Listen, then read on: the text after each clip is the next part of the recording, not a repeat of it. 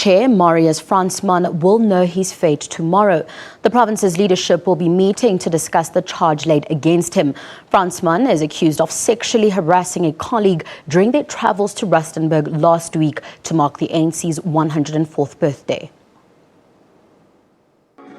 With the local government elections just 4 or 5 months away, it's a development that couldn't come at a worse time for the ANC in the Western Cape.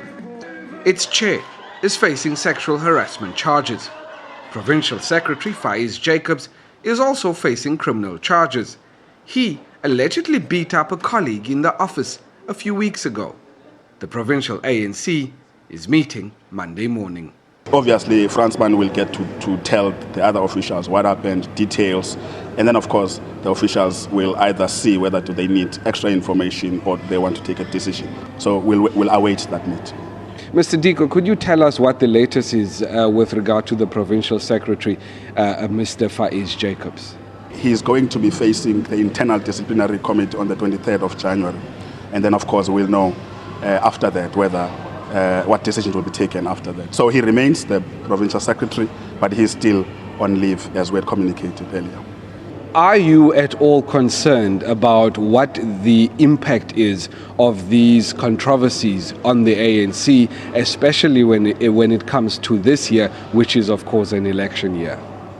We know that you can almost predict that everything that happens becomes a political tool. We're in this political gamesmanship space, so we're not concerned about that. But what we're concerned about is that let not these incidences that affect the provincial chairperson, let them not cause friction within the political party. Let's remain united, let's remain focused, let's support our leaders until, of course, all these processes have been completed. So I think that's the clarion call that we're making, that let's unite, let's support our leaders, and then let's just keep the organization intact. That's really predominantly the major concern. Everything else really is politics. The ANC Women's League has already thrown its support behind the young woman who laid the charges against Fransman. The DA in the province has called for his suspension. Lukhanyo Khalada, SABC News, Cape Town.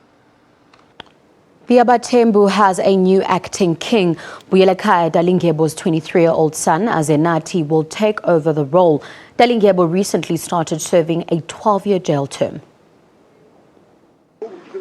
A meeting at Bumbani Great Palace, putting a succession mired in controversy to bed. Dalingebo first anointed his son, but days before going to jail, he chose his wife Queen Nokwanda to act as regent. The family was divided. At one stage, police were called in to quell hot tempers.